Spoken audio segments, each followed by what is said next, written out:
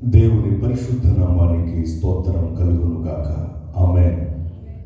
మంచిది ప్రియులారా, ప్రభు మహాకృపను బట్టి అల్పుడనకు నేను ఈ అద్భుతమైనటువంటి ఆరాధనలో పాలుపంపులు పొందటానికి ప్రభు కృప చూపారు, నాకు సమయం ఇచ్చారు. అందు నిమిత్తం నేను మొదటిగా ప్రభువుకి వందనస్తున్నాయి ఉన్నాను. అదేవిధంగా దైవజనులకు నిండైనటువంటి శుభాభివందనాలు నేను తెలియజేస్తూ ఉన్నాను.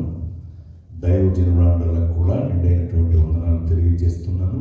ఈ ఆరాధనకు చేరి వచ్చిన మీ అందరికీ నిండైనటువంటి శుభాభివందనాలు నేను తెలియజేస్తూ ఉన్నాను. వాక్య భాగంలోనికి వెళదాం. పరిశుద్ధ గ్రంథములో నుండి ఈ పూట మన ధ్యాన వాక్యంగా పరిశుద్ధాత్మ దేవుడు భక్తుడైన లూకా గారి ద్వారా వ్రాయించినటువంటి లూకా సువార్తలో నుండి 8వ అధ్యాయంలో 30-31 వచనములు నేను చదువుతాను, మీరు తీసి చూడండి. యేసు నీ పేరేమని వానిని అడుగగా, చాలా దెయ్యములు వానిలో చొచ్చి ఉండెను గనుక వాడు తన పేరు సేన అని చెప్పి పాతాళములోనికి పోవుటకు తమకు ఆజ్ఞాపింపవద్దని ఆయనను వేడుకొనెను. ఈ వాక్య ధ్యానం కొరకు ప్రార్థన చేద్దాం. తలలో ఉంచి కడును మూయండి, ప్రార్థిద్దాం. ప్రభువా, మీకు స్తోత్రము. మేమందరము మీ వారము, మీ ప్రజలము. వాక్య ముఖంగా మా అందరితో మీరు మాట్లాడండి. మీ నోటి బూరగా నన్ను మీరు వాడుకోండి. యేసు నామములో ప్రార్థిస్తున్నాను తండ్రి, ఆమేన్. స్తోత్ర.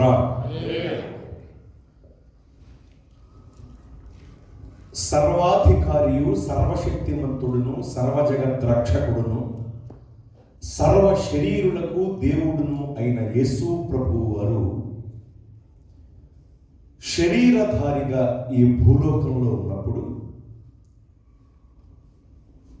ఆయన దాదాపు 430 ప్రాంతాలకు కాలి నడకన తిరిగి సేవ చేశారు. కాలి నడకన తిరిగి సువార్త ప్రకటించారు.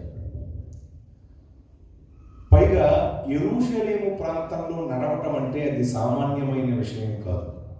ఎందుకంటే ఇప్పుడు మీరు యెరూషలేము వెళ్ళి చూసిన యెరూషలేములో నడవటానికి కొన్ని ప్రదేశాలలో ప్రక్కమట ఒక గ్రిల్ పెడతారు, ఇనుప గ్రిల్. దాన్ని పట్టుకుని నడవాలి, లేదంటే జారి ఎక్కడో పడతాం. అంటే నడవటం అంత కష్టం. ఆ ప్రాంతం కొండలు, మెట్టలు, లోయలు అన్నట్లుగా ఉంటుంది. సమతల భూమి, ఇలా 3 విధాలైనటువంటి త్రోవలు అక్కడ ఉంటాయి. నడవటం చాలా కష్టతరమైనటువంటి విషయం యెరూషలేము ప్రాంతంలో. ఇప్పుడే అలా ఉందంటే ఆ రోజుల్లో ఎలా ఉంటుందో ఒకసారి ఊహించుకోండి. ఆ రోజుల్లో యేసు ప్రభు వారు కాలి నడకన 430 ప్రాంతాలకు నడిచి వెళ్ళి సువార్త పని చేశారు. ఎంత గొప్ప విషయం చూసారా! 430 ప్రదేశాలకు వెళ్ళడం అంటే మాటలు. ఆయన ఎక్కువగా కాలి నడక మీదే సంచరించారు. మీరు గమనిస్తే నడుస్తూనే వెళ్ళారు అనేక చోట్ల. కొన్నిసార్లు ఆయన వాహనంపై కూడా ప్రయాణం చేశారు. ఆయన వాహనాన్ని ప్రయాణం కొరకు ఉపయోగించిన క్రమంలో ఆయన కొన్నిసార్లు గలిలయ సరస్సుపై ప్రయాణం చేశారు. పడవ ప్రయాణం. చెప్పండి, ప్రయాణం, పడవ ప్రయాణం. నీటిపైన నడిచి కూడా వెళ్ళగలరు ఆయన, కానీ శిష్య బృందం ఉంటారు కదా, కనుక పడవ ప్రయాణం చేశారు ఆయన.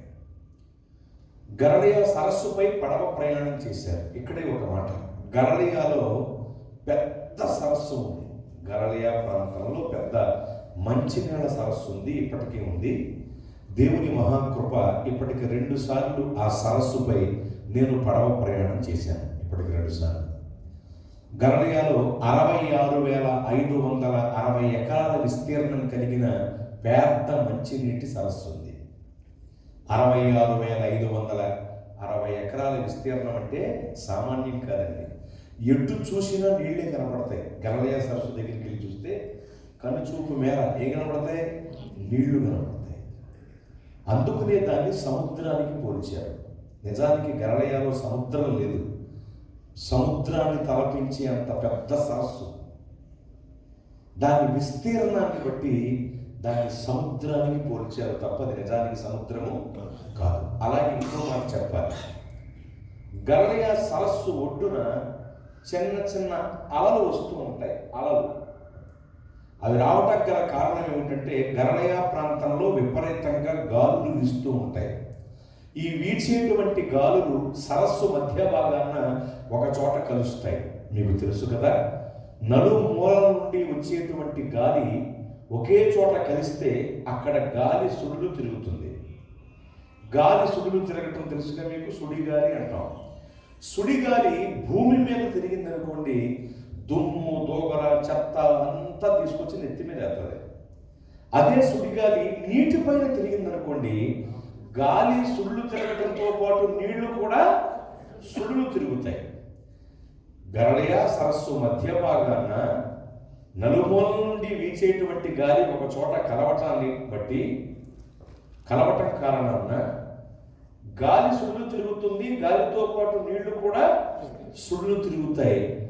నీళ్లు ఆ సరస్సులో సుళ్ళు తిరగటాన్ని బట్టి ఒడ్డుకి చిన్న చిన్న అలలు వస్తూ ఉంటాయి. చిన్న చిన్న అలలు, పెద్దవి కాదు, మళ్ళీ చిన్న చిన్న అలలు వచ్చి వెళుతూ ఉంటాయి. అందుకని ఆ అలలను చూచి దాన్ని సముద్రమునకు పోల్చారు. ఇది రెండో కారణం. ఒకటి విస్తీర్ణం, రెండు అలలు. మూడవది అక్కడ విపరీతంగా గాలులు వీచడాన్ని బట్టి పడవ ప్రమాదాలు ఎక్కువగా జరుగుతుంది. పడవ ప్రమాదాల సంఖ్య అధికంగా ఉండటాన్ని బట్టి కూడా దాన్ని సముద్రమునకు పోల్చారు. గలిలయ సరస్సు అది సముద్రం కాదు, పెద్ద సరస్సు. ఈ 66,560 ఎకరాల విస్తీర్ణం కలిగిన సరస్సుపై 9 ప్రాంతాలకు చెందిన బెస్తావారు, 15,000 మంది బెస్తావారు ఆ రోజుల్లో చేపలు పట్టుకుని, ఆ సరస్సుపై ఆధారపడి చేపలు పట్టుకుని జీవనాన్ని కొనసాగించేవారు. 15,000 మందికి జీవనాధారం ఆ సరస్సు. పెద్ద సరస్సు అది. ఈ సరస్సుపై యేసు ప్రభువు వారు ప్రయాణం చేశారు, పడవ ప్రయాణము చేశారు. ఆయన ఆ సరస్సుపై ప్రయాణం చేసి గెరాసేనుల ప్రాంతానికి వెళ్ళారు. నాతో చెప్పండి, ఎక్కడికి వెళ్ళారు? గెరాసేనుల ప్రాంతానికి వెళ్ళారు. గెరాసేనులు అనేవాళ్ళు ఇశ్రాయేలీయులే. చరిత్రే చెబుతున్న సత్యం ఇది. గెరాసేనులు లేక గెరాసేనీయులు అనేవాళ్ళు ఇశ్రాయేలీయులే. వీళ్ళు గాదు గోత్రికులు, గాదు వంశమునకు చెందిన వాళ్ళే గెరాసేనీయులు. చరిత్ర ఏం చెబుతుందంటే, యాకోబు గారి కుమారులలో ఒక కుమారుడు గాదు. ఈ గాదు నుండి వచ్చిన వారే గాదు కుటుంబము. ఈ గాదు కుటుంబమే విస్తరించుటను బట్టి గాదు వంశము. ఈ గాదు వంశమే ప్రబలుటను బట్టి గాదు గోత్రీయులు. ఈ గాదు గోత్రీయులే కాలక్రమంలో గాదీయులు అనబడ్డారు. ఈ గాదీయులే తర్వాత కాలంలో గదరేనీయులు అని పిలువబడ్డారు. మత్తయి సువార్త 8వ అధ్యాయం 28వ వచనం చదువుకున్న తర్వాత ఈ గాదీయులే గదరేనీయులు అని పిలువబడ్డారు. ఈ గదరేనీయులే కాలక్రమంలో గెరాసేనీయులు అనబడ్డారు. ఈ గెరాసేనీయులు ఎవరో కాదు, గాదు గోత్రికులు, గాదు గోత్రానికి చెందినవారు, నిఖార్సైన ఇశ్రాయేలీయులు. వీళ్ళు కాలక్రమంలో దిగజారిపోయి దెయ్యాలను కొని తెచ్చుకున్నారు. చేతులా తమ బ్రతుకుని, తమ స్థాయిని వాళ్ళు పోగొట్టుకున్నారు, కోల్పోయారు. ఉన్నత స్థాయికి చెందిన వాళ్ళు దిగజారిపోయారు. ఎంత దుర్భరమో చూడండి. ఎందుకంటే ఇశ్రాయేలీల వృత్తి గొర్రెలు కాయటం, నిర్గమాకాండ గ్రంథం ప్రకారం. కానీ గెరాసేనుల వృత్తి పందులు కాయటం. ఆ రోజుల్లో రోమీల కాలంలో విపరీతంగా పంది మాంసాన్ని గట్టా తినేవాడు. అంశం వేరు, కానీ సందర్భం వచ్చింది కాబట్టి చెప్తున్నాను. విపరీతంగా పంది మాంసం తినేవారు రోమీలు. పరిపాలకులు తింటుంటే ప్రజలు కూడా తింటాం మొదలుపెట్టారు. ప్రజలు విపరీతంగా పంది మాంసాన్ని తినటాన్ని బట్టి పంది మాంసానికి గిరాకీ పెరిగిపోయింది, గొర్రె మాంసానికి విలువ తగ్గిపోయింది. అప్పుడు గొర్రెల కాపరులు అయిన ఈ గెరాసేనీయులు, గాదు గోత్రికులు ఏమైనా ఆలోచన చేశారంటే, అరే ఏళ్లుగా మనం గొర్రెల కాపరులుగా ఉంటున్నాం, కానీ పందుల కాపరులు సంపాదించిన ధనాన్ని మనం సంపాదించలేకపోతున్నాం. కనుక మనం కూడా వాళ్ళంత సంపాదించాలి కాబట్టి మనం ఏదో ఒకటి చేయాలి అని చెప్పి వీళ్ళకున్న గొర్రెల మందలను తెగనమ్మి వచ్చిన డబ్బుతో పందుల్ని కొని వీళ్ళు కూడా పందుల కాపరులుగా మారిపోయారు. గొర్రెల కాపరుల స్థాయి నుండి పందుల కాపరుల స్థాయి దిగజారిపోయారు ధనాపేక్ష వల్ల. ఆ దిగజారిపోవడం వల్ల వీళ్ళు దేవుని ఆత్మను కోల్పోయి దురాత్మల్ని కొని తెచ్చుకున్నారు. దేవుడిచ్చిన గొప్ప స్థాయిని పోగొట్టేసుకున్నారు. దేవుని ఆత్మను కోల్పోయిన సౌలులోనికి దురాత్మ ఎలా వచ్చిందనే వాక్యంలో ఉందో, గెరాసేనుల ప్రాంతానికి దురాత్మలు వచ్చేసి నివసించడం మొదలుపెట్టాయి. చాలా ఇబ్బంది పరుస్తూ ఉండేవి ఆ దురాత్మల వాళ్ళని.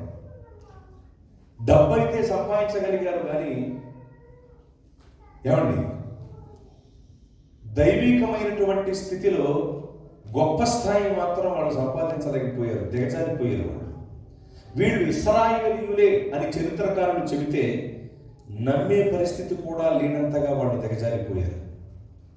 ఎందుకంటే వాళ్ళు పందుల కాపరులుగా మారిపోయారు. దురాశ వల్ల, ధనాపేక్ష వల్ల పందుల కాపరులుగా మారిపోయారు. కనుక ఆ ప్రాంతం అంతా దురాత్మలు వచ్చేసి నివాసం చేస్తున్నాయి. మనుషులలో దురాత్మలు వేల కొలది దూరి వాళ్ళ జీవితాన్ని ఇబ్బంది పెడుతున్నాయి. ఇప్పుడు మీరు గమనించాలి, అలా దురాత్మల చేత పట్టి పీడింపబడుతూ పందుల కాపరులుగా జీవనాన్ని కొనసాగిస్తున్న గెరాసేనుల ప్రాంతానికి యేసు ప్రభువు వారు వెళ్ళారు. దేవునికి మహిమ కలుగునుగాక. యేసు ప్రభువు వారు వెళ్ళేసరికి దురాత్మను పట్టిన ఒకడు యేసు ప్రభువు వారికి ఎదురుపడ్డాడు.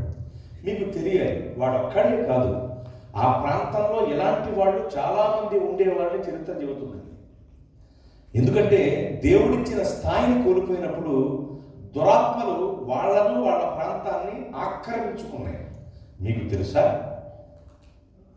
ఎవరైతే దేవునికి దూరం అవుతారో, దేవుడిచ్చిన స్థాయిని కోల్పోతారో, దేవుడు కొన్నిసార్లు కావాలనే వాళ్ళని భ్రష్టపు ఆత్మకు అప్పగిస్తాడని వాక్యం చెబుతోంది. భ్రష్టులుగా వాళ్ళని దేవుడు చేస్తారు. ఎందుకంటే చూడండి, నేను మిమ్మల్ని కొట్టాను అనుకోండి, లెగటానికి వారం పట్టుద్ది. కానీ దేవుడు కొట్టాడు అనుకోండి, జీవితకాలం కూడా సరిపోదు లేవటానికి. అర్థమవుతుందా? దైవజనుడు చాలాసార్లు చెప్తూ ఉంటారు, మీరు జాగ్రత్తగా ఉండండి, మీరు భయభక్తులు కలిగి ఉండండి, మీరు మంచిగా బ్రతకండి, మీరు పరిశుద్ధంగా బ్రతకండి, మీరు భక్తి బాగా చేయండి. నోరు నొప్పి వచ్చేలా దైవజనుడు చెబుతూ ఉంటాడు. కానీ కొంతమంది వినరు. ఎన్నిసార్లు చెప్పినా వినని వాడు హఠాత్తుగా చస్తాడు అని లేఖనం చెబుతుంది. అయితే పోతాడు, లేకపోతే పోతుంది. లేదంటే దేవుడు ఏం చేస్తాడంటే వాళ్ళని తీసుకెళ్ళి భ్రష్టత్వానికి అప్పగిస్తాడు. అప్పుడు మీరు అనుకుంటారు, అరే వీడు మొన్నటి దాకా బాగానే ఉన్నాడుగా, పేదనం వచ్చేవాడుగా, ఇప్పుడేంటి ఎలా అయిపోయాడంటే దేవుడు అప్పగించాడండి. భ్రష్టాత్మకు అప్పగించాడు, భ్రష్టత్వానికి అప్పగించాడు. ఇంకా వాళ్ళ స్థితి ఎలా ఉంటుంది తెలుసా? మొదటి స్థితి కంటే కడపటి స్థితి బహుఘోరం అన్నట్టు ఉంటుంది వాడి జీవితం. కనుక జాగ్రత్త సుమి, దేవుని చేత శిక్షింపబడటాన్ని చూడకండి. దైవజనుడు ఒకవేళ క్రమశిక్షణలో మిమ్మల్ని పెట్టడానికి గద్దింపు ద్వారా శిక్షిస్తుంటే తట్టుకోండి, సరేవండి. కాదు మా ఇష్టం వచ్చినట్లు మేము ఉంటాం, మాకు నచ్చినట్లు మేము తింటాం, క్రైస్తవులు అనే పేరుంటే చాలు, మా బట్టలు మేము కట్టుకుంటాం, మా బ్రతుకు మేము బ్రతుకుతాం అంటారా? దేవుడు గనక ఒక్కసారి నిన్ను భ్రష్టత్వానికి అప్పగిస్తే నిన్ను బాగు చేయడం ఎవ్వరి వల్ల కాదు. సౌలు సమూయేలు గారి ఆత్మను పిలిపించాడు సోదిగత్తె ద్వారా. కానీ మీరు గమనించాలి, సోదిగత్తె పిలిచినందుకు సమూయేలు గారు రాలా. ఒకవేళ సోదిగత్తె పిలిచినందుకే సమూయేలు గారు వచ్చుంటే, సమూయేలు గారు వచ్చిన వెంటనే ఎందుకు పారిపోతుంది? అవునా కదా? దేవుడు అనుమతించారు కాబట్టి సమూయేలు గారి ఆత్మ అక్కడ రావటం జరిగింది. ఎందుకంటే భక్తులకు ఆత్మ సంచార వరం ఉంటుంది, చాలా ఎత్తైన స్థాయి అది. దేవుడు అనుమతించారు కాబట్టి సౌలు వద్దకి సమూయేలు గారు వెళ్ళి ఏమన్నారు? సమూయేలు గారి ఆత్మ వెళ్ళి ఏమంది? ఏం మాట్లాడారు? దేవుడే నీకు విరోధి ఆయను, నేనేమి చేయను అన్నాడు. విల్లు విరిచే దేవుడు, బళ్ళము తెగనదికే దేవుడు, మన పైకి వచ్చే విరోధ ఆయుధములను అణిచే దేవుడు ఆయన. అలాంటి దేవుడే నీకు విరోధిగా మారితే నిన్ను కాపాడేవారెవరు? ఆలోచించి. సౌలుని కాపాడటం ఎవరి వల్ల కాదు. అందులో భక్తులు అన్నాడు సమూయేలు గారు ఆత్మ ద్వారా మాట్లాడుతూ, దేవుడే నీకు విరోధి అయిపోయాడు రా, నేను నీకేం చేయగలను సహాయం, ఇక నా వల్ల కాదన్నాడు. ఎవరి విరోధైనా దేవుడు కాపాడుతాం. మరి దేవుడే నీకు విరోధి అయితే దేవుడు ఏమన్నా తెలుసా బైబిల్లో? నీవు నాకు విరోధంగా నడిస్తే నేను కూడా నీకు విరోధంగా నడుస్తాను అని క్లియర్గా చెప్పారు దేవుడు బైబిల్. దేవుడే నీకు విరోధి అయిపోతే, దేవుడే నేను ఎవరికైనా దుష్టాత్మకో లేదా భ్రష్టత్వానికి అప్పగిస్తే నీ బ్రతుకేమిటి? బాగు చేయటం ఎవరైనా వద్దా? జాగ్రత్త, అక్కడ దాకా తెచ్చుకోకూడదు. ఒకవేళ అక్కడ దాకా తెచ్చుకున్నావా, నిన్ను బాగు చేసేది మళ్ళా దేవుడే. దేవునికి మహిమ కలుగును గాక. ఇప్పుడైనా బుద్ధి తెచ్చుకుని దేవుని పాదాలను ఆశ్రయిస్తే కనీసం ఒక అవకాశాన్ని దేవుడు నీకు ఇస్తారు, బాగుపడు. వాడు దిగజారిపోయారు కనుక దురాత్మలకు అప్పగించాడు దేవుడు. చాలామంది దురాత్మల చేత పీడింపబడేవాళ్ళు ఆ ప్రాంతం. వాళ్ళల్లో ఒక వ్యక్తి యేసు ప్రభు వారికి ఎదురుపడ్డాడు. వాటిలో చాలా దెయ్యాలు ఉన్నాయి. ప్రభు అడిగాడు ఎదురుపడిన వ్యక్తిని, నీ పేరేంటి అన్నాడు. అప్పుడు వాడు అన్నాడు, చాలా దెయ్యములు వాడిలోంచి వచ్చి ఉండెను కనుక వాడు నా పేరు సేన అన్నాడు. సేన అంటే రోమా యుద్ధనీతి శాస్త్రం ప్రకారం 2000 నుండి 6000 మంది వరకు ఉన్న సమూహాన్ని, సైనికుల సమూహాన్ని సేన అంటారు. ఇప్పుడు వీడిలో 2000 నుండి 6000 వరకు ఎన్ని దెయ్యాలైనా ఉన్నాయి. కానీ ఒక లెక్క చెప్పాలంటే వాడిలో 1000 దెయ్యాలు ఉన్నాయి. 1, 2, 3 కాదు, 1000 దెయ్యాలు వాడిలో ఉన్నాయి. వాడిలో ఉన్న 1000 దెయ్యాలు దేవునితో ఎలా అంటున్నాయి? ఒక్కసారి చూడండి ఆ వచనాన్ని. దేవునితో ఎలా అంటున్నాయి? ఏమంటున్నాయంటే, పాతాళములోనికి పోవుటకు తమకు ఆజ్ఞాపింపవద్దని ఆయనను వేడుకొనెను. వినండి, మీరు గమనించారా? పాతాళములోనికి పోవుటకు తమకు అనేది అండర్లైన్ చేసుకోండి. మామూలుగా ఆ దెయ్యాలు పట్టిన వ్యక్తి ప్రార్థన చేస్తున్నాడని కూడా దేవుడికి ఏమనాలి? దేవా, నన్ను పాతాళంలోనికి పంపొద్దయ్యా అనాలి. అక్కడ నన్ను నేను అంటలా, ఏకవచనం లేదు, అక్కడ బహువచనం ఉంది. ఏమనుంది? తమకు ఆజ్ఞాపింపవద్దని. అంటే చూడండి, అంటే ఇప్పుడు దేవుడితో మాట్లాడుతున్నది ఆ వ్యక్తిలో ఉన్న దురాత్మల, అది గుర్తుంచుకోండి.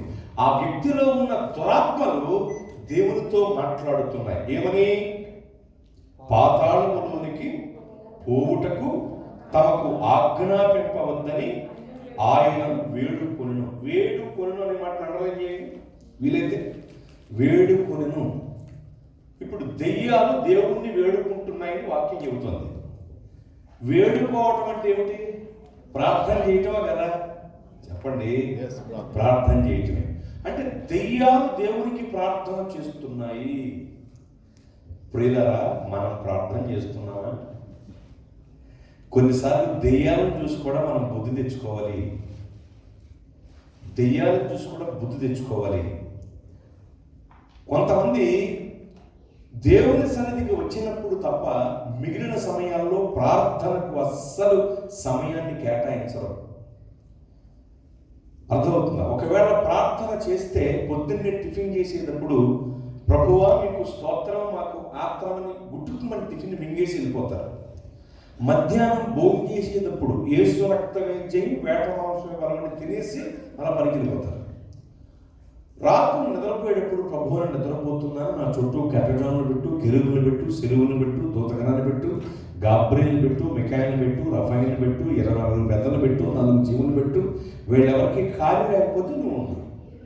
యేసు ప్రభువు చెప్తారు, నువ్వు ఉన్నాయా, నీకు ఖాళీ లేకపోతే ఏ గురకం ఉన్నాయని పెట్టంటారు. ఇలా 3 ముక్కలు ప్రార్థన చేసింది కాకుండా పెద్ద దానియేలు గారి లాగా కట్టింది కొంతమంది. నేను కూడా దానియేలు గారి లాగా రోజుకు 3 సార్లు ప్రార్థన చేస్తున్నాను. మరి దానియేలు గారిని సింహాల గుహలో వేశారు. నిన్నెత్తి బయటకు వస్తావా, తన్ని తాలింపు పెట్టుకుని చీల్చి చెండాడుతూ తినేస్తాయి. సింహాల గుహ వంటి శ్రమ నుండి తప్పించబడేటంతటి ప్రార్థన చేశాడు దానియేలు గారు. మీకు తెలుసా, ప్రార్థన పరిస్థితులను మారుస్తుంది. అది 2005వ సంవత్సరం. మేము అద్దెంట్లో ఉన్నాం. నేను 40 దినాల ఉపవాస దీక్ష చేస్తున్నాను.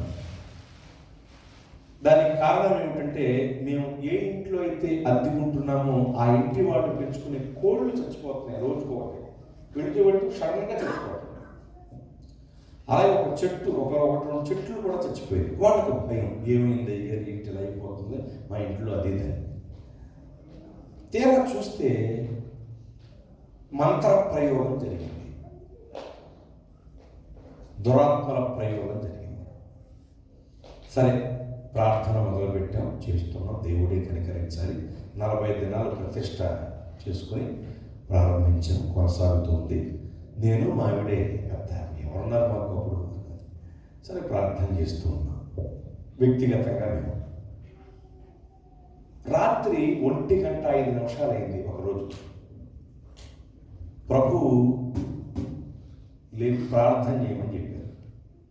నేను నా సతీమణిని కూడా లేదు, ప్రభు ప్రార్థన చేయమన్నారు, చేద్దామన్నాను. ప్రార్థన చేస్తున్నాను. నేను ప్రార్థన చేస్తూ ఉండగా బయట జరుగుతున్నది మాకు కనపరుస్తున్నాడు దేవుడు. సత్య సువార్తమ్మ అనే వాళ్ళ ఇంట్లో ఉన్నాం మేము. మా పైకి ప్రయోగించబడినటువంటి దురాత్మ ఏదైతే ఉందో అది వచ్చింది. దర్శనం చూస్తున్నాం మేము. వచ్చి లోపలికి ప్రవేశించడానికి ప్రయత్నించినప్పుడు ఇంటి చుట్టూ కూడా చాలా ఎత్తులో అగ్ని మండటం మేము చూసాం. ప్రార్థన చేస్తూనే ఉన్నాం, అగ్ని మండటం మేము చూసాం. అది అలా ప్రయత్నిస్తూ వెనక్కిళ్తూ ఉంది. ఈ లోపల ఏం జరిగిందంటే, ఆ అగ్ని జ్వాలలలో నుండి ఒక ఖడ్గం బయలుదేరి వెళ్ళి ఆ దురాత్మను తుత్తు నీరుగా నరికేయటం జరిగింది. ఆ తర్వాత ఆ కోళ్ళు మొక్కలు చావటం ఆగింది. అద్భుతం జరిగింది. ఇంకోసారి ఒక ప్రయోగం జరిగింది. అప్పుడు కూడా ప్రార్థన చేసాం, అలాగే తోలేసాడు దేవుడు. ఎప్పుడైతే ఇలా జరిగిందో, ఈవిడ దైవజనుడు ప్రార్థన చేస్తే అద్భుతాలు జరిగింది, చచ్చిపోయే కోళ్ళు చావకుండా అని ఏం చెప్తారు కదా. ఇల్లు సాక్షి చెప్పడం ఉండలేదు కదా. చెప్పేసరికి ఈ దురాత్మను పట్టిన వాళ్ళందరినీ కూడా తీసుకురావడం మొదలెట్టారు. మా పల్లెటూరులో ఈ పరిచర్య ఉంటుంది మాకు. వాళ్ళ కోసం కోటలు పెట్టడం, ప్రార్థన చేయటం, వాళ్ళకి దేవుడు విడుదల ఇవ్వటం, యేసు ప్రభు వారి విడుదల ఇవ్వటం. విడుదల పొంది అద్భుతం అండి అని చెప్పి ప్రభువును స్తుతించడం, సంఘంలో చేర్చబడతాం. ఇలా కొనసాగుతుంది పరిచర్య. కొన్నాళ్ళు గడిచేకి ఏమైపోయిందంటే, ఆ భూత వైద్యులు అనబడిన వాళ్ళు ఎవరైతే ఉంటారో వాళ్ళు ఈ మంగాచార్యుడు మనకంటే పెద్ద భూత వైద్యుడు వర్ణన చేశారు. ఎందుకంటే ప్రసంగాల్లో శ్లోకాలు కూడా చెప్తూ ఉంటాం కదా, వీడు మంత్రాలు చదవడం వచ్చింది కాబట్టి వీడు మనకంటే పెద్ద భూత వైద్యుడురా, మనం ప్రయోగించిన ప్రతిదీ కూడా వీడు తీసేస్తున్నాడు. నేను తీసేయడం కాదు, దేవుడు. అది అలా తెలియదు.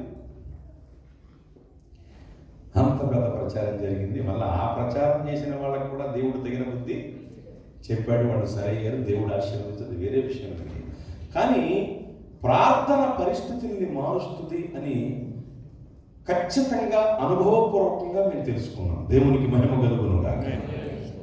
మనోళ్ళు ఇప్పుడే ప్రార్థన చేస్తా వెళ్ళిపోతున్నారా? మారు మనసు వచ్చింది, మోకాళ్ళు వేస్తారు 3 గంటలు. చేతులెత్తి స్తోత్రం చెప్పండి. హల్లెలూయా. నేను కూడా ఇప్పటికే 3 ప్రసంగాలు చేసి అరుస్తున్నాను. ఇప్పుడు ఆగిపోమంటే ఆగిపోయాం. ఇక్కడే దగ్గర ప్రతి చోట మొత్తం ప్యాక్ అయిపోయింది. అవునండి, ఇక్కడ ఎందుకు దగ్గర బాబు అరిచిపోయారా పది చోట్లకి వెళ్ళి మనవాళ్ళు సెలవు రోజు కూడా అది. అవునండి, సరే ఏదో ఒకటి వినండి, జాగ్రత్తగా వినండి. ఇంకో మాట మీకు చెప్పాలి, నేను పని పాట లేనివాడిని కాదు, నేను మీకంటే ఎక్కువ బిజీ. నేను జాగ్రత్త కూర్చుని మీరు గమనించాలి జాగ్రత్తగా ఈ విషయాన్ని. ప్రార్థన పరిస్థితులను మారుస్తుంది అనే విషయాన్ని ప్రాక్టికల్గా ఎరిగిన వాళ్ళం. అందుకనే చూడండి, మాకు ఏ సమస్య వచ్చినా ఇబ్బంది వచ్చినా మేము ఇప్పుడు మా పుట్టింటికి కానీ అది ఆ పుట్టింటికి కానీ ఎప్పుడు చెప్పాలి. ఎప్పుడు వాళ్ళని వేడకుండా నిలిచి ఉన్నాం అంతే. అలాగే ఏ సమస్య వచ్చినా ప్రార్థన చేశాం. దేవుడు ప్రతి సమస్యను మబ్బు విడిపోయినట్లుగా విడిపోయేలా చేశారు. నిజం, నిజం. ప్రార్థన పరిస్థితుల్ని మారుస్తుంది. నిజానికి మొర్దెకై గారిని దుష్టుడైన హామాను ఉరి తీయించేయాలి, యూదులందరినీ నరికించేయాలి. అది కదా జరగవలసిన పరిస్థితి. ఎప్పుడైతే వీళ్ళు ప్రార్థన చేశారో పరిస్థితి ఏమైపోయింది? మారిపోయింది. సంహరిద్దామని వచ్చిన వాడితోనే సన్మానానికి ఏర్పాట్లు చేయించాడు దేవుడు. ఉరి తీద్దామని వచ్చిన వాడితోనే ఊరేగింపుకు ఏర్పాట్లు చేయించాడు దేవుడు. ఏ ఉరికమ్మాన్నైతే దుష్టుడైన హామాను గారు సిద్ధపరిచాడో మొర్దెకై గారికి వచ్చి, అదే ఉరికమ్మం పైన హామాను గారే వెళ్ళాడు. వాడు తీసుకున్న గొత్తులో వాడి పడేలా దేవుడు చేశారు. దీనికి కారణం ఏంటి చెప్పండి? ప్రార్థన. అర్థమవుతుందండి? ప్రార్థన చాలా గొప్పది. ప్రార్థన మనకు ఆయుధం అండి. మా యుద్ధోపకరణములు శరీర సంబంధమైనవి కావు కానీ దేవుని ఎదుల దుర్గములను పడద్రోయ జారినంత శక్తి కలిగిన వాక్యంలో ఉంది. ప్రార్థన ఆయుధము మన ఊపిరిలో ఒక భాగం కావాలి. ఎందుకంటే ప్రపంచానికి కావలసింది ప్రసంగికులు కాదండి, ప్రార్థనాపరుడే. 100 మంది ప్రసంగికుల కంటే ఒక ప్రార్థనాపరుడు గొప్పవాడండి. ప్రార్థనా జీవితం మనం కలిగి ఉండాలి. దెయ్యాలను చూసైనా మనం బుద్ధి తెచ్చుకోవాలి. నువ్వు అనుకుంటూ ఉంటావు చాలాసార్లు, అయ్యో ఇంతకు ముందు చేసినంత ప్రార్థన ఇప్పుడు నేను చేయలేకపోతున్నాను అని కదా. ఎందుకు చేయలేకపోతున్నావు? అది దేవుని తప్ప కాదు కదా. అది ఎవరి తప్పు? అది నీ తప్పు, అది నీ గొప్ప తప్పు. కనుక ఆ తప్పును సరిచేసుకోగలిగితే, ప్రార్థనకి సమయాన్ని కేటాయించగలిగితే దేవుడు అద్భుతాలు నీ పట్ల చేస్తారు. నీ మనోవాంఛనను సిద్ధింపజేస్తారు. తన మహిమైశ్వర్యములో నుండి నీ ప్రతి అవసరమును దేవుడు తీరుస్తారు. ముందు ప్రార్థన చేయటం మొదలుపెట్టు. ఇక్కడ ఏముందంటే మనకి కాపుదల, దేవుని కాపుదల తప్ప వేరేదేమన్నా ఉందా? ఇదిగో మీకు ఏమన్నా వస్తే డైరెక్ట్గా నా దగ్గరికి వచ్చాడని ఈ దేశపు రాజ్యం అని చెప్పాడు మీకు. వాడు వాళ్ళ జాతి వాళ్ళని బాగా చూసుకుంటాడేమో. వాళ్ళని చూసినంతగా మిమ్మల్ని చూడాలన్న శాసనం ఏమైనా ఉందా వాళ్ళకి? ఎందుకంటే ఈ లోకపు రాజులు వీళ్ళు. కానీ రాజులకు రాజు, ప్రభువులకు ప్రభువు, భూపతులకు అధిపతి అయిన దేవుని అండ ఉంది మనకి. ఆ అండ ఎప్పుడు నీ బ్రతుకులో ఉండాలి అంటే నువ్వు ప్రార్థన చేసేదానువుగా, ప్రార్థన చేసేవాడుగా ఉండాలి. దెయ్యాలు దేవునికి ప్రార్థించి మనం చేయకపోతే ఎలాగండి? దేవుణ్ణి వేడుకున్నాయి. ఎందుకు ఆయన్ని వేడుకున్నాయి?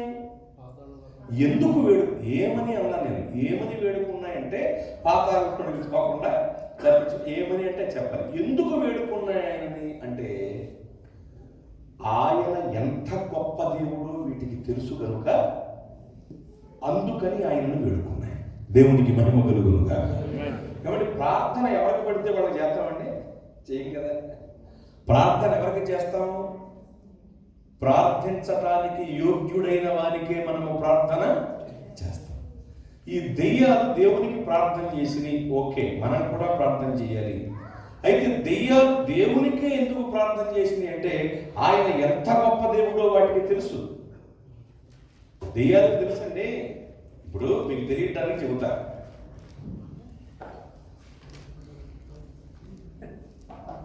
దెయ్యాలు గజగజ ఉనికిపోయాయి ప్రభు నామం పలికినప్పుడు. కానీ ఒకసారి ఏం జరిగిందో తెలుసా? స్కేవా అనేటువంటి వ్యక్తి యొక్క కుమారుడు దురాత్మ పట్టిన ఒక వ్యక్తిని బంధించి, పౌలు ఉచ్చాటన చేస్తున్న యేసునామంలో మేము కూడా ఉచ్చాటన చేస్తున్నాం, దురాత్మ పో అంటున్నారు స్కేవా కుమారుడు. అప్పుడు దెయ్యం ఏముందో తెలుసా అండి? యేసు ఎవరో నాకు తెలుసు, పౌలు ఎవరో నాకు తెలుసు, మీరెవరో తెలుగుతలేదురా అని పట్టుకుని కొట్టేస్తే బేగలే పారిపోయాడు. వాళ్ళని తరిమేసిన దెయ్యం చెప్పిన మాట ఏమిటో తెలుసా? యేసు ఎవరో నాకు తెలుసు అంది. అంటే యేసు ప్రభువు వారు ఎంత గొప్ప దేవుడో దెయ్యాలకు తెలుసండి. దెయ్యాలకు ఏమిటండి? దేవతలకు కూడా తెలుసు. దాగోను దేవుని మందసం ముందు చెప్పండి బోర్ల పడింది, మళ్ళా నిలబెట్టేశారు, అన్నట్టుగా రెండోసారి పడిపోయేటప్పుడు ఇక మళ్ళీ పైకి నిలవబెట్టడానికి కూడా వీళ్ళు లేకుండా ఏమైపోయింది? మొక్కలైపోయి పడిపోయింది, మొక్కలైపోయింది. ఎందుకు? ఆయన దేవతలకు పైగా ఉంటూ మహత్యము గల దేవుడు అనే దేవతలకి తెలుసు. దేవతలు దయ్యాలు సాక్ష్యమిచ్చెన్, నీవే నిజ దేవుడవని నిన్నే మ్రొక్కెన్. దేవతలు దయ్యాలు సాక్ష్యమిచ్చెన్, నీవే నిజ దేవుడవని నిన్నే మ్రొక్కెన్. నిన్ను మ్రొక్కని వారు వ్యర్థం వ్యర్థం వ్యర్థం, నిన్ను మ్రొక్కని వారు వ్యర్థం వ్యర్థం వ్యర్థం. హల్లెలూయా ఆమేన్, హల్లెలూయా హల్లెలూయా ఆమేన్, హల్లెలూయా హల్లెలూయా ఆమేన్, హల్లెలూయా హల్లెలూయా ఆమేన్, హల్లెలూయా. రాజా రాజా యేసు రాజా రాజా, స్తుతి ఘనత మహిమ నీకే నీకే. దేవతలకు దెయ్యాలకు తెలుసు ప్రభు ఎంత గొప్ప దేవుడు. మరి మనుషులకు ఎప్పుడు తెలుస్తుంది ఎంత గొప్ప దేవుడు? దేవతలకు దెయ్యాలు తెలుసు. మరి మానవాళి ఎప్పుడు తెలుసుకుంటారు? మానవాళి ఎప్పుడు తెలుసుకుంటారు? ఏమండి, కొంతమంది యేసు ప్రభు వారి గురించి కలిగి ఉన్న అభిప్రాయం ఏంటో తెలుసా? ఏముందండి యేసు ప్రభు వారి దగ్గర చేతులు కొంకికర్ర సంకలో గొరిపిల్ల అంటారు. ఎందుకంటే ఈ చిత్రపటాలు వేసేవాళ్ళు కూడా ఆయన చేతుల్లో అయ్యే పెడతారు కదా, చేతిలో కొంకికర్ర సంకలో గొర్రెపిల్ల. చేతిలో కొంకికర్ర సంకలో గొర్రెపిల్ల కాదు, చేట పెట్టాలి. చేట చెరువుతారు చూసారా? ఆ చేట పెట్టాలి. బైబిల్లో రాసింది ఆయన చేట ఆయన చేతిలో ఉన్నది. చేట పెడితే అర్థం అవుద్ది, తేడా వస్తే చెరిగేస్తాడని, తూర్పార పట్టేస్తాడని. కానీ చేట ఎవరు పెడతలేదు కదా. సంకలో గొర్రె పిల్ల చేతిలో కొంకికర్ర పెడుతుంటే ఏముందా యేసుబాబు దగ్గర చేతిలో కొంకికర్ర సంకలో గొర్రె పిల్ల అనుకుంటున్నారు. ఏముందా? మీరు గమనిస్తే ప్రకటన గ్రంథం ప్రకారము, హబక్కు గ్రంథం ప్రకారము, కీర్తనల గ్రంథం ప్రకారం చూస్తే చాలు, ఆయనకు సర్వమైన ఆయుధాలు ఉన్నాయి. ఈ సర్వమైన ఆయుధాలు ధరించి ఆయన నిలవబడబోయే ఒక రోజు రాబోతుంది. ఆ రోజున ఈ లోక దేవతలన్నీ ఆయనకు సాష్టాంగపడి నమస్కారం చేస్తాయి. ఈ లోక దేవతలన్నీ ఆయన ముందరా, ఈ లోక దేవతలన్నీ ఆయన ముందరా సాగిలపడి నమస్కరించి గడగడలాడేను, సాగిలపడి నమస్కరించి గడగడలాడేను. వంగని మోకాళ్ళన్నీ, వంగని మోకాళ్ళన్నీ యేసయ్య ఎదుట వంగిపోవును, యేసయ్య ఎదుట వంగిపోవును. యేసు రాజుగా వచ్చుచున్నాడు,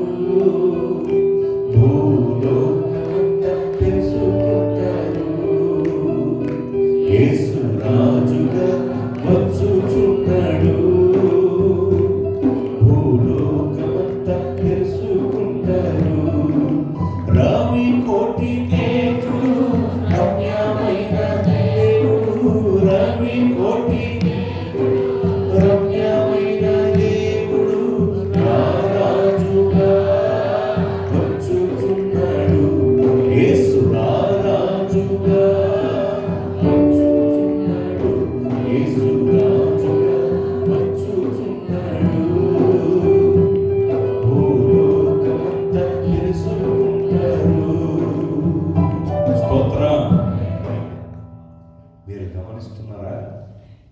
సర్వమైన ఆయుధాలు ధరించి ఆయన నిలబడబోయే ఒక రోజు రాబోతుంది. కానీ ఆ రోజు వచ్చే లోపల ఆయన ఏదో బొచ్చు కత్తిరించో అని ఎదుట గొర్రె మౌనముగా ఉన్నట్లుగా మౌని అయి ఉన్నారు, ప్రేమమూర్తి అయి ఉన్నారు. అలా ఉన్నారు కాబట్టి కొంతమంది గమనించట్లేదేమో. మనుషులు ఎప్పుడు తెలుసుకుంటారో ఆయన గొప్పతనాన్ని. దేవతలకు దెయ్యాలకు తెలుసు ప్రభు ఎంత గొప్ప దేవుడు. ఇక్కడే ఒక మాట, శాపదేశపు రాణి మన పైన నేరస్థాపన చేస్తుంది అని బైబిల్లో ఉంది. ఆ మాట తీసుకుని నేనేమంటానంటే, శాపదేశపు రాణి కాదు, దెయ్యాలు దేవతలు కూడా మనుషుల పైన నేరస్థాపన చేస్తాయి. ప్రభువా, నువ్వెంత గొప్ప దేవుడివో మాకు తెలుసు, కనుకే మీకు మేము ప్రార్థన చేసాం. ఈ కొంకనక్క బ్యాచ్కి తెలియదు కాబట్టి వీళ్ళు సరిగ్గా ప్రార్థన చేయలేదు. ప్రభువా, మేము వెళ్ళే చోటకి పంపించడం కూడా మాకు అప్పచెప్పి అని నేరస్థాపన చేస్తాయి. దేవా, నీవెంత గొప్ప దేవుడో తెలుసు కనుక నీ ముందు బోర్లు పడ్డాను, సాష్టాంగ పడిపోయాను, మొక్కలైపోయాను. కానీ వీళ్ళకి నువ్వు ఎంత గొప్ప దేవుడో తెలియదు. మమ్మల్ని ఎక్కడికి పంపిస్తున్నావో వీళ్ళని కూడా అక్కడికి పంపి, మా బ్యాచ్ మా దగ్గర పంపి అని న్యాయస్థాపన చేస్తాయి. దీనికి ఒక ఆధారం కూడా ఉంది, చెప్తా మీకు. నా ప్రాణమా తినుము త్రాగుము సుఖించుము అంటున్నాడు కదా ఒకడు. మామూలుగా ఏమనాలి? యెహోవాను సన్నుతించుము అన్నారు. కానీ వీడేమంటున్నాడు? స్తుతి అంటలా, సుఖించు అంటున్నాడు వీడు. నిజానికి మనం అనాల్సిన మాట ఏమిటి? నా ప్రాణమా నా యంతరంగమా నాలో ఉన్న నా సమస్తమా, నా ప్రాణమా నా యంతరంగమా నాలో ఉన్న నా సమస్తమా, యెహోవా చేసిన ఉపకారములలో దేనిని మరువక కొనియాడుమా, యెహోవా చేసిన ఉపకారములలో దేనిని మరువక కొనియాడుమా, నా ప్రాణమా నా యంతరంగమా నాలో ఉన్న నా సమస్తమా. స్తోత్రం. ఇలా అనాలి, నా ప్రాణమా యెహోవాను సన్నుతించు, నా అంతరంగంలో ఉన్న సమస్తమైన పరిశుద్ధ నామమును సన్నుతించు, ఆయన చేసిన ఉపకారంలో దేనిని మరవద్దని చెప్పాలి కదా. కానీ వీడియో ఉన్నాడు తెలుసా? తినము త్రాగము సుఖించుము అన్నారు. ప్రభు వాడికి ఒక మంచి పేరు పెట్టాడు, వెర్రివాడ. వెర్రివాడ అంటూ ఏమన్నారైనా, ఈ రాత్రి నీ ప్రాణము అడుగుచున్నారు అని ఉంటుంది అక్కడ. బైబిల్ చదువుకోండి, అడుగుచున్నాను అన్న. ఈ శవపేటిక మొహోడు ప్రాణం దేవునికి ఎందుకండి? వీడు సుఖించేవాడు స్తుతోద్యుడికి వీడి ప్రాణం దేవునికి ఎందుకండి? అక్కడ అడుగుచున్నారు అంటుంది. అంటే అడిగేది ఆయన కదండి. అడుగుచున్నారు అంటే ఎవరు అడుగుతున్నారు? ఎవరు అడుగుతున్నారు అనుకుంటారు మీరు? ఈ సాతాను బ్యాచ్ అందరూ అడుగుతున్నారు, ప్రభువా వీడు మా బ్యాచ్, వీడు స్తుతించుము అంటలేదు, వీడు సుఖించుము అంటాడు కాబట్టి వీడు ఎవరు బ్యాచ్? నా బ్యాచ్. నాకు ఇచ్చేయండి, వీడి ప్రాణం మాకు ఇచ్చేస్తే మాతో పాటు పట్టుకుపోతాం, మేము ఎక్కడికి వెళ్తాం, వీడు కూడా అక్కడికి వెళ్ళాగా చేసేస్తాం, మాకు ఇచ్చేయి అంటుంటే ప్రభు వెర్రివాడా, ఈ రాత్రి నీ ప్రాణము అడుగుచున్నారు. అడ్డు తప్పుకుంటే అట్టుకుపోతారు. నేను అడ్డు తప్పుకున్నానా పట్టుకుపోతారా? వెర్రివాడా. నిజంగా దేవుడు అడ్డుపడకపోతే మన పరిస్థితి ఏమో చెప్పండి.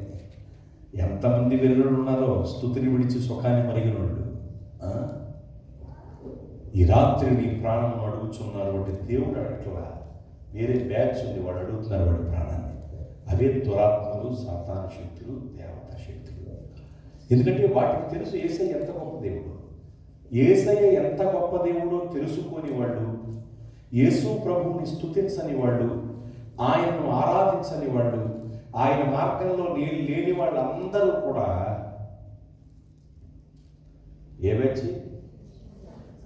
మనం చెప్పక అయ్యే చెప్తాయి. వీళ్ళు ప్రభు మీ బ్యాచ్గా చెప్పు, మా బ్యాచ్ వీళ్ళు మాకు ఇచ్చే అని అడుగుతూ ఉంటారు. జాగ్రత్త సుమి. కనుక ఈ విషయాన్ని గుర్తుంచుకోండి.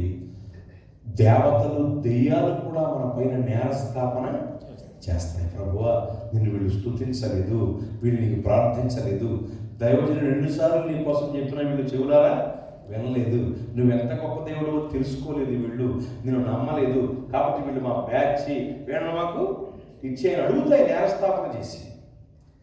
దెయ్యాల చేత దేవతల చేత కూడా ఉమ్మేయించుకోవడం అవసరమా మనకి? కనుక తస్మాత్ జాగ్రత్త జాగ్రత్త. యేసు ప్రభు వారు చాలా గొప్ప దేవుడు, మనమందరం గుర్తించాలి, మానవ జాతి అంతా గుర్తించి తీరాలి. స్తోత్రం. కనుక ఇవి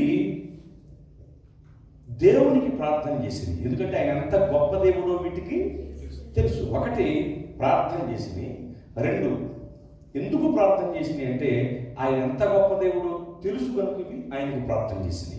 ఇక్కడ 3వ విషయం ఏమిటంటే ఏమని ప్రార్థన చేసింది? ఏమని ప్రార్థన చేసింది అంటే పాతాళంలోనికి పంపొద్దు అని ప్రార్థన చేసింది. పాతాళంలోనికి మమ్మల్ని పంపొద్దు ప్రభువా అని పెడుతున్నాయి. పాతాళం అంటే తెలుసుగా మీకు, చాలా సంతోషదాయకమైన స్థలం అది, బహు భయంకరమైన గండం అది. పాతాళం ఎక్కడ ఉందంటే భూమి క్రింద ఉందండి, గుర్తుంచుకోండి. సామెతల గ్రంథంలో వ్రాయబడి ఉంటుంది, క్రిందినున్న పాతాళమును తప్పించుకొనని బుద్ధిమంతుడు పరమునకు పోవు జీవ మార్గమును నడుచుకొనును. అంటే క్రింద ఏముందండి? పాతాళం ఉంది. అది ఎలాంటిది? అనావృష్టి చేతను ఉష్ణము చేతను మంచు నీళ్లు ఎగసిపోవునట్లు పాతాళము పాపము చేసిన వారిని పట్టుకొనును అని ఉంది యోబు గ్రంథంలో. అందుచేతనే పాతాళము గొప్ప ఆశ పెట్టుకుని అపరిమితముగా తన నోరు తెరచుచున్నది అని ఉంది యెషయా గ్రంథంలో. పాతాళమునకు అగాధ కోపమునకు తృప్తి కానేరదు అని ఉంది సామెతల గ్రంథంలో. తృప్తి ఉండదు పాతాళానికి, ఎంతమంది వచ్చినా రా వచ్చేయి అని లాగేస్తుంది తప్ప వద్దు అని హౌస్ఫుల్ బోర్డు పెట్టదు. అర్థమవుతుందండి? ఎంతమంది వచ్చినా లాగేస్తుంది. అంత భయంకరమైనటువంటి ప్రదేశం పాతాళం. అగ్నిగుండమే పాతాళం, 2వ మరణమే పాతాళం. మరణం కంటే ఎక్కువ దుఃఖము కలిగించే స్థలమే పాతాళం. అక్కడ అగ్ని ఆడదు, పురుగు చాలదు, ఏడ్పును పళ్ళు పురుగుతూ ఉంటుంది. చాలా భయంకరమైన ప్రదేశం ఉంది, చాలా భయానకమైన ప్రదేశం. దయ్యాలకే దడ పుట్టించిన చోటది. దెయ్యాలకు దడ పాతాళం అంటే. అసలు పాతాళం ఎంత దూరంలో ఉందో శాస్త్రవేత్తలు కనుగొని చెప్పారు. ఈ భూమిని 40 కిలోమీటర్ల మేర తిన్నగా తోకుంటూ వెళ్ళిపోతే అగ్నిగుండం వస్తుందటండి. అగ్నిగుండం అంటే ఏమిటి? పాతాళం, నరకం. భూమి యొక్క క్రింది భాగము అగ్నిమయము అని బైబిల్లో ఉంది. క్రిందనున్న పాతాళము అంటూ క్రిందన పాతాళం ఉన్నట్లు బైబిల్లో రాయబడింది. అగ్నిగుండం అనే పాతాళం, అగ్నిగుండము ఉన్న పాతాళము, నరక శిక్ష ఎంత దూరంలో ఉంది మనకి అంటే 40 కిలోమీటర్ల దూరంలో ఉంది. గమనించండి, చాలా దగ్గరగా ఉంది కదా. అంత భయంకరమైనటువంటి పాతాళం దగ్గరగా మనం కలిగి ఉన్నాం. అందుకనే యేసయ్యను నమ్ముకోండి, ప్రార్థన చేయండి, రక్షణ పొందండి. ఎందుకు ప్రతిసారి కోటలలో దైవజనులు మొత్తుకుంటారు అంటే పాతాళ శిక్ష మనకు చాలా దగ్గరగా ఉంది, దాని నుండి మనం తప్పించుకోవాలి. కానీ ఎంత నిర్లక్ష్యం అండి ఈ రోజుల్లో కొంతమందికి. దెయ్యాలు బ్రతిమాలుతున్నాయి, మమ్మల్ని పాతాళానికి పంపొద్దని బాబు అని. అంటే దెయ్యాలకు తెలుసు పాతాళం ఎంత ఘోరమైందో, వాటికి దడ పాతాళం.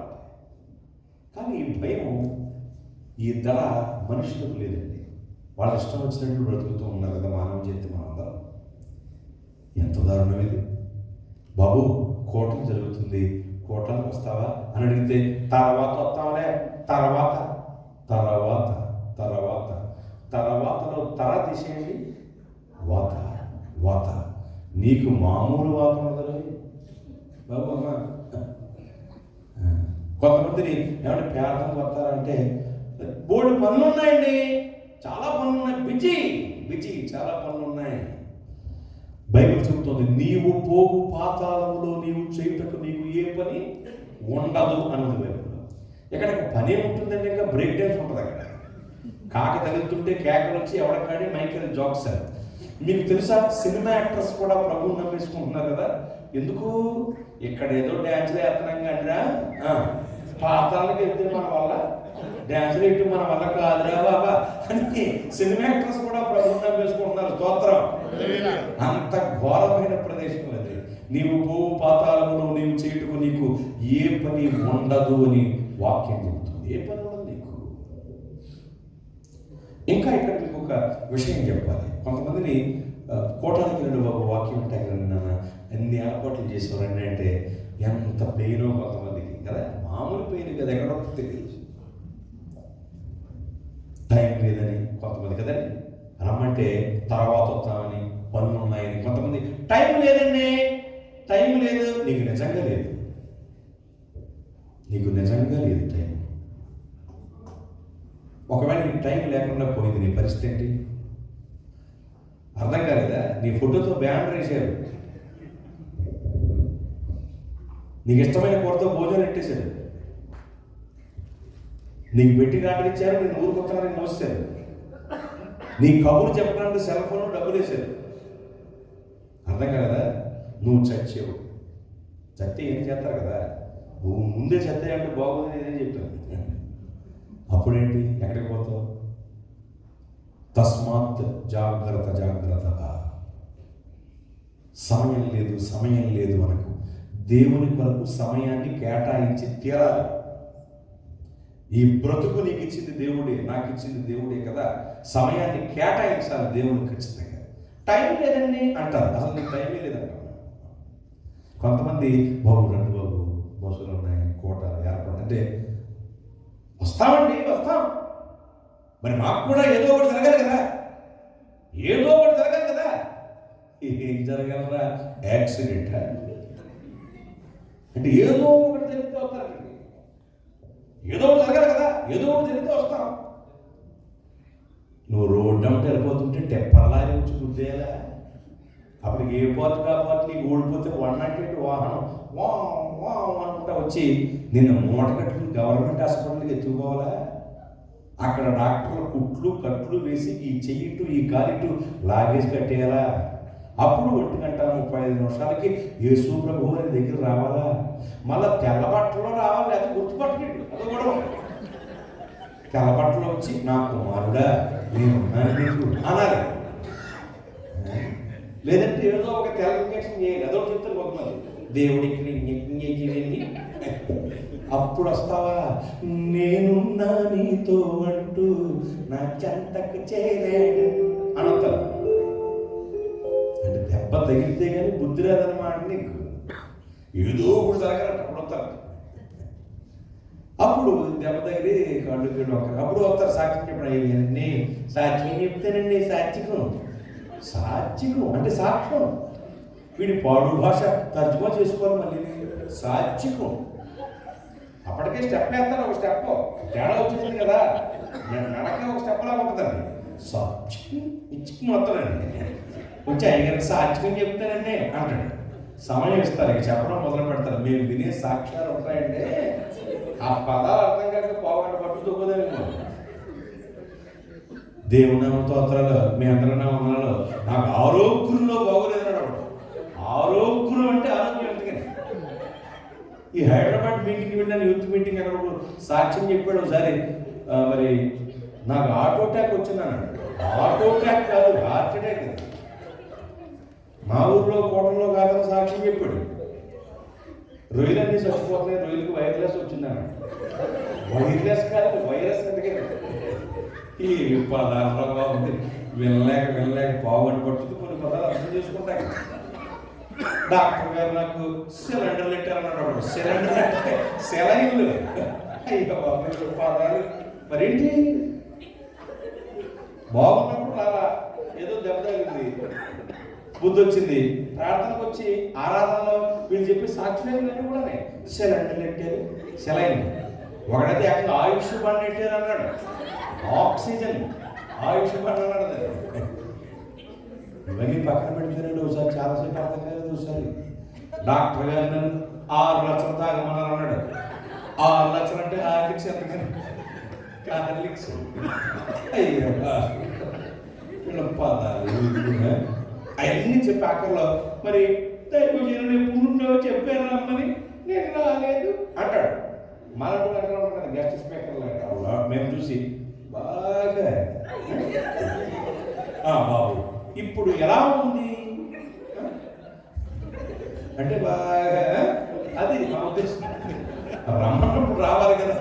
దైవజనులు నేను ఏర్పాట్లు చేస్తుంటే నీకు సిగ్గు లేకుండా వికెట్ తిరిగి మొహం ముందే రావాలి కదా. చూచి నమ్మిన వారి కంటే చూడక నమ్మిన వారు ధన్యులు. దెబ్బ తగిలేక బుద్ధి వచ్చి నమ్ముకోవడం కంటే దెబ్బ తగలక ముందు ఈ మార్గంలోకి వస్తే నువ్వు మరి ధన్యుడవు, ధన్యురాలు. స్తోత్రం. ఏవేవో కారణాలు చెప్తారు కొంతమంది. జాగ్రత్త. అనావృష్టి చేతను, ఉష్ణము చేతను మంచు నీళ్లు ఎగసిపోవునట్లు పాతాళము పాపము చేసిన వారిని పట్టుకుని నిన్ను పట్టుకోవటానికి పాతాళం ప్రయత్నిస్తోంది. నేను మృంగేయటానికి పాతాళం ప్రయత్నిస్తోంది. నిన్ను చిక్కించుకోవటానికి పాతాళం ప్రయత్నిస్తోంది. పాతాళ శిక్ష నుండి తప్పించగల ఏకైక దేవుడు యేసయ్య ఒక్కరే. అందుకనే ఆయన వేడుకున్నాయి. పాతాళమునకు పోవుటకు తమకు ఆజ్ఞాపింపవద్దని ఆయన వేడుకున్నాను. ఎందుకు ఆయననే వేడుకున్నాయి పాతాళానికి పంపొద్దని అంటే పాతాళానికి వెళ్ళకుండా తప్పించగల దేవుడు యేసయ్య ఒక్కడే కనుక. ప్రకటన గ్రంథం 1:18 చదువుకోండి. నేను మొదటి వాడను, కడపటి వాడను, జీవించు వాడను, మృతులనైతిని గాని ఇదిగో యుగయుగములు సజీవుడనై ఉన్నాను. మరియు మరణము యొక్కయు పాతాళ లోకము యొక్కయు తాళపు చెవులు నా స్వాధీనంలో ఉన్నది అన్నారు ఆయన. మరణ పాతాళ తాళపు చెవులు నా స్వాధీనంలో ఉన్నాయి అని ప్రభు అన్నారు. మరణ పాతాళ తాళపు చెవులు, తాళపు చెవులు అధికారమునకు గుర్తు. చెప్పండి, దేనికి గుర్తు? అధికారమునకు గుర్తు. ఇప్పుడు అత్తగారు ముఖం మార్చుకుని కూర్చుందండి. ముఖం మార్చుకుని కూర్చుంటే కొంతమంది ఇరుగు పొరుగులు వెళ్ళి అడిగారు, ఏమిటమ్మా మొహం ఏమిటి అలా పెట్టావు, కొరగేదులో మూలిగేదిలాగా నోడల్లో మొదలు పెట్టేమిటి, ఏమైంది అలా ఉన్నామేంటి అని అడిగారు. అడిగితే ఆవిడ చెప్పడం మొదలెట్టింది, ఏముందమ్మా కోడలు వచ్చింది కదా, సంవత్సరం గడిచిందో లేదో అధికారం అంతా కొత్త కోడల చేతిలోకి వెళ్ళిపోయింది అంది. కోడల చేతిలోకి అధికారం వెళ్ళిపోయింది అంటే ఇల్లు వాకిలి మూట కట్టామని ఎత్తులో పెట్టారనా? కాదు, బీరువా తాళపు చెవులు గుర్తు వెళ్ళిపోయింది. ఎంతకని ఈ బీరువా తాళపు చెవులు గుర్తు వెళ్ళిపోయింది. ఎప్పుడైతే వెళ్ళిపోయిందో ఆవిడ చేతిలోకి ఏమైపోయినట్టు? అధికారం వెళ్ళిపోయినట్టు. అంటే తాళపు చెవులు దేనికి గుర్తు? అధికారానికి గుర్తు. అర్థమవుతుంది కదండి. ఇప్పుడు మరణ పాతాళ తాళపు చెవులు నా దగ్గర ఉన్నాయన్నారు యేసు ప్రభు వారు. అంటే మరణం మీద పాతాళం మీద అధికారం ఎవరి దగ్గర ఉంది? యేసు ప్రభు వారి దగ్గర ఉంది. మరణం నుండి తప్పించాలన్నా, పాతాళ శిక్ష నుండి విడిపించాలన్నా ఆ అధికారం యేసు ప్రభు వారి దగ్గరే ఉంది. రోమాపత్రిక 9వ అధ్యాయం 5వ వచనం ప్రకారం చూసిన ఆయన సర్వాధికారి అయిన దేవుడు. ఎంత గొప్ప సర్వాధికారి అయిన దేవుడు అంటే మరణ పాతాళాల మీద కూడా అధికారం ఆయనకే ఉంది.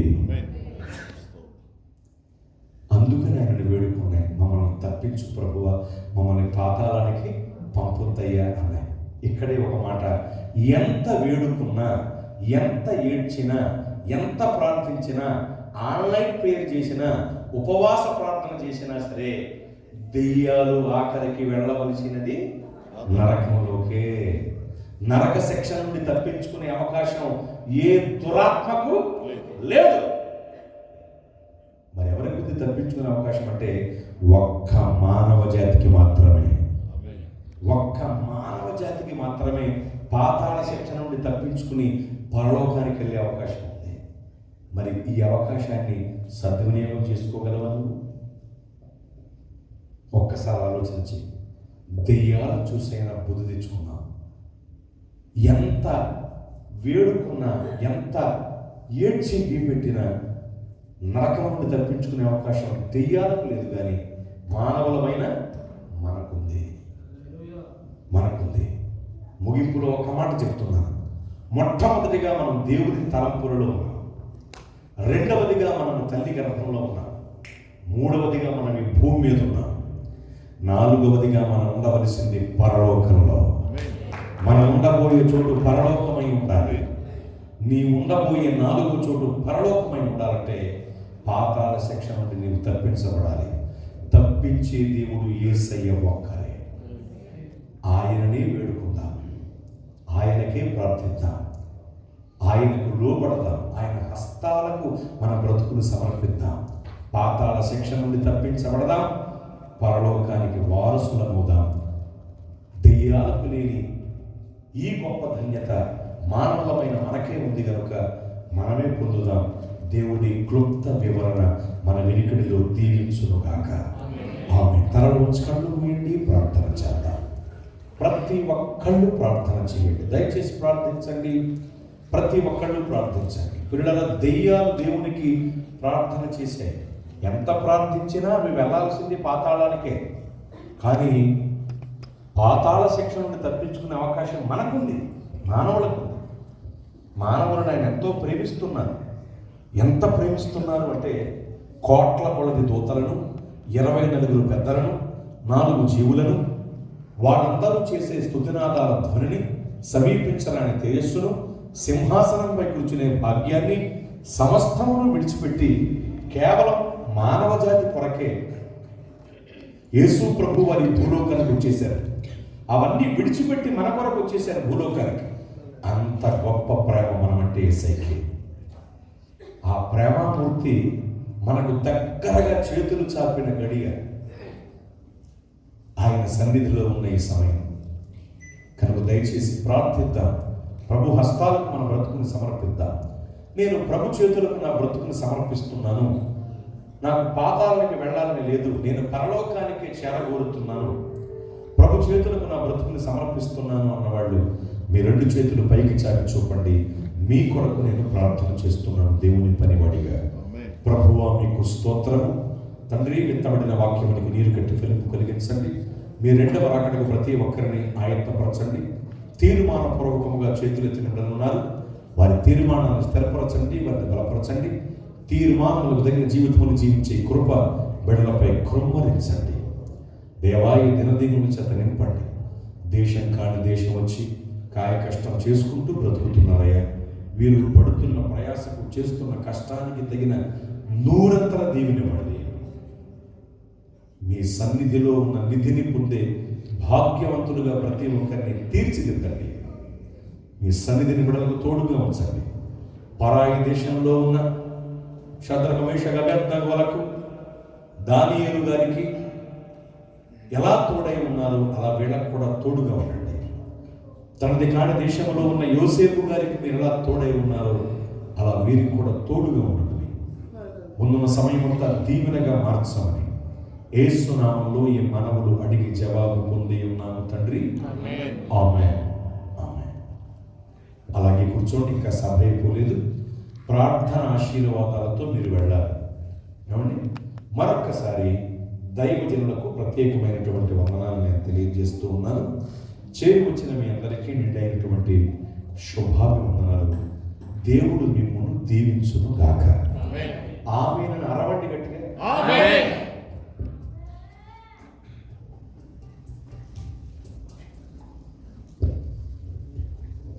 అందరము నించుంటే ఆరాధన చేద్దాం.